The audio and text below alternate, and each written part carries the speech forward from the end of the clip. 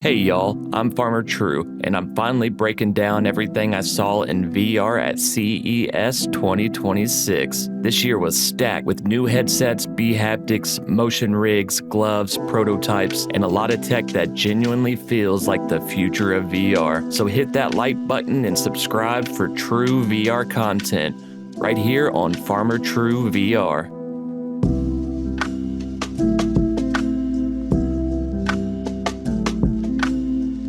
The Dream Air was one of the headsets I was most excited to try at CES. I've been very vocal about not being a huge fan of micro OLED pancake lens headsets. The Dream Air completely flipped that script for me. The lenses didn't suffer from the horrendous glare and low sweet spot that plagues so many other headsets in this category. Instead of feeling like a performance-focused headset chasing specs, this headset clearly prioritizes fit and the actual user experience while still delivering top-tier visuals. A massive thank you to Yap, who took the time to walk me through the Dream Air in depth, even on the final day of CES when everyone is absolutely exhausted. He's always incredibly helpful and down to earth, and it really showed here. Talking with him helped me realize the level of design, engineering, and testing that has gone into the Dream Air, which is unlike anything else Pimax has done. From the concave pancake lenses they call the concave view, which deliver the best pancake visuals I have seen on a small form factor PCVR headset, to the dual USB-C style DisplayPort connections on each side of the headset, modular support through a universal head strap adapter and facial interface, eye tracking, built-in audio and mic, and even their own SLAM tracking with controllers. That's a feature set no other small form factor headset has even come close to, and no company I know of that have even attempted. I got to try the Dream Air on an F1 motion sim rig, and this was honestly one of my favorite moments at CES. For those that know me, I don't usually do sim racing or flying while at home in VR, because if I did, I know I'd end up spending thousands on a motion rig just like this and never leave it. I would be completely consumed. The intense movement of the rig really showcased how lightweight and balanced the Dream Air is. Inertia was never an issue, and the headset never felt like it was shifting or fighting me.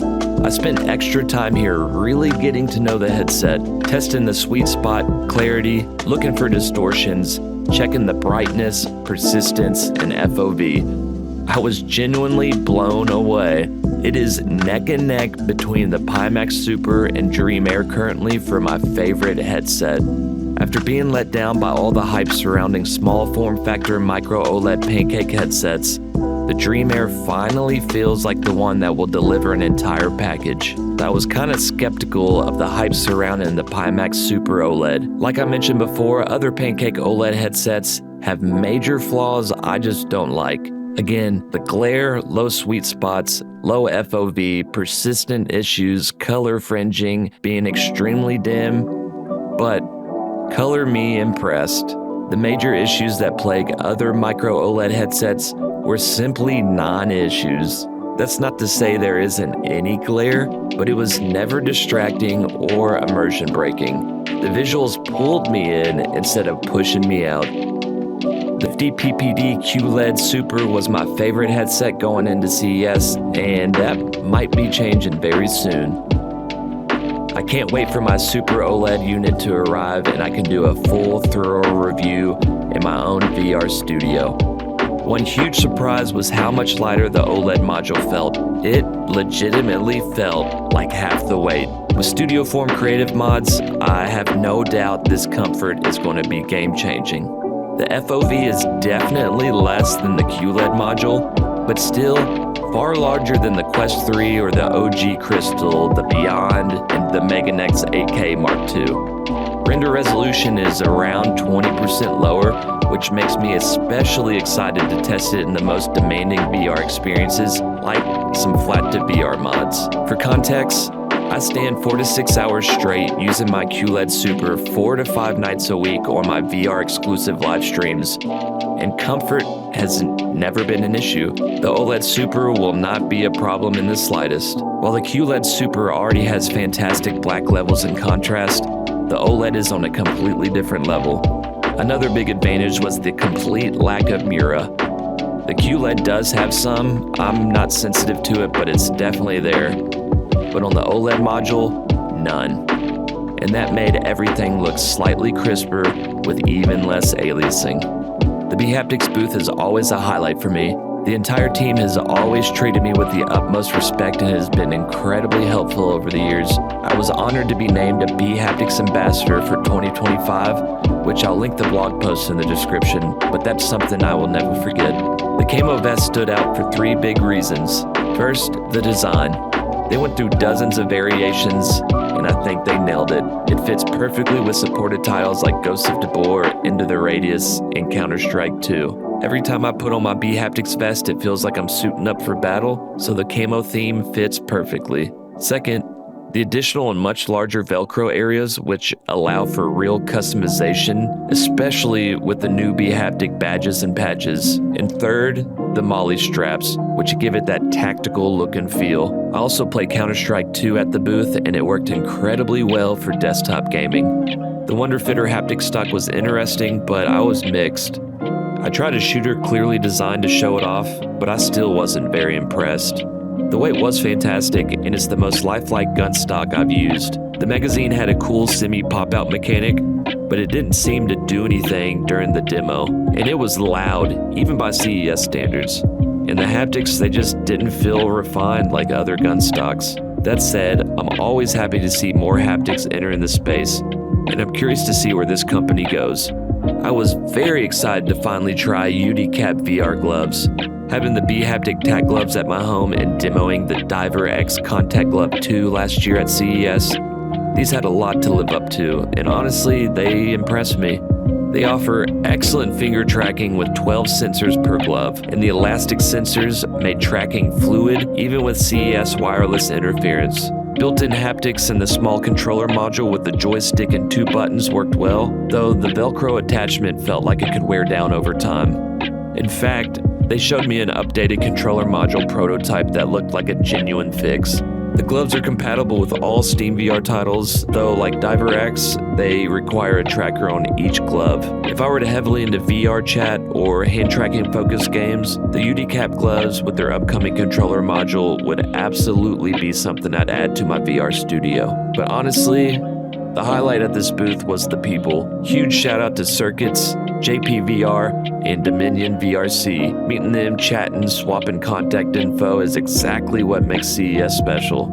Shiftall offers a lot of niche PC VR enthusiast gear, especially aimed at social VR. Things like the MuTalk 2, which honestly looks more like a BDSM toy than a VR accessory, serves a side of VR most companies ignore. I wasn't a fan of the original MeganeX 8K Superlight, but after a year of refinement, I was excited to see what they brought this time. The FlipVR's flipping mechanic felt solid and durable, though I do wonder about long-term stick drift. The cloth strap felt nice and different from typical controllers, though the trigger did feel a bit small.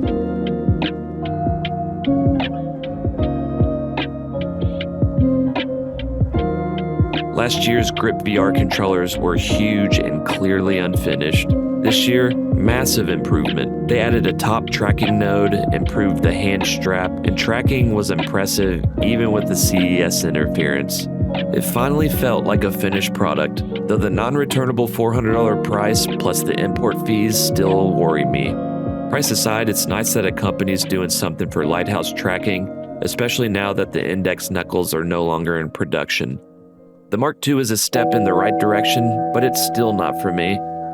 Black levels and contrast are lovely, and the upgrade path is nice, but the tiny FOV, lack of eye tracking, no built-in audio, reliance on lighthouse tracking, and an uncomfortable silicone interface makes this a very niche product within a very niche space.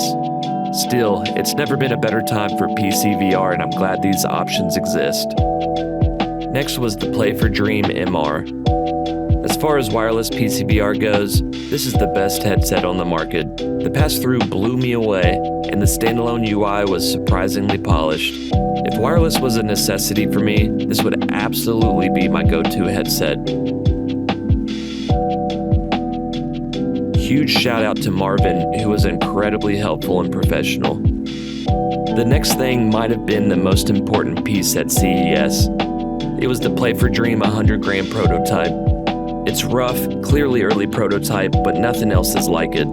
The near sunglass-like feel and compute power behind this, which supports an absurd amount of cameras for hand tracking, pass-through, and slam tracking, is wild. They said that they're rapidly improving and wouldn't be surprised if it releases within the year, and that's exciting. This is the future of VR. This was my first time seeing ZO Big, a 4K micro OLED headset claiming true plug-and-play for everything from VR to consoles, phones, and even Blu-ray. I wasn't able to demo VR content, but their media pod was so cool. There was a language barrier, so I wasn't able to dig any deeper, but this product feels a little too good to be true. One of the wildest moments was meeting myself in VR using a dual-lens 8K 3D camera. And during the demo, when I was supposed to greet myself by shaking my own hand, the guy running the booth shook my hand at the exact moment, and it blew my mind. I took the KIWI Design P5000 power bank to CES. It's a compact, universal battery for all VR headsets and USB-C devices. And since I was going to be recording basically all day, it felt like the perfect real-world test. This isn't sponsored, and KIWI didn't even know I was bringing it, but this thing delivered. It kept me powered through over 4 hours of recording, taking pictures, swapping contact information, and it never got in the way, which is exactly what I was needing. One thing I was hoping to see but missed were the Samsung RGB OLED VR panels. On paper, these obliterate everything. 5,000 ppi, over 15,000 nits, 120 Hz, and 99% DCI-P3 color gambit. Unfortunately, the showing ended before I arrived. Great as the hardware is at CES, what makes it truly special are the people. Huge thanks to Yap, Calvin, and the entire Pimax crew, Deborah, Sam, and Crystal at bHaptics, the UDCAP crew, Marvin from Play to Dream, and fellow VR content creator Ender's VRcade. This is the first time him and I were able to meet, and hanging out with him genuinely felt like we've been friends for years. He's a VR enthusiast first and foremost, and that passion shows. CES 2026 may have seemed like a down year for VR from the outside, but I'd argue it was just as special, if not more. PCVR has never been better. Thank you for watching. Like, subscribe, drop a comment, and come hang out with me live. I'm live on YouTube, Twitch, and TikTok 4 or 5 nights a week from 10 p.m. until 2 a.m. Eastern Standard Time Zone. Remember, stay true. I'll catch y'all next time.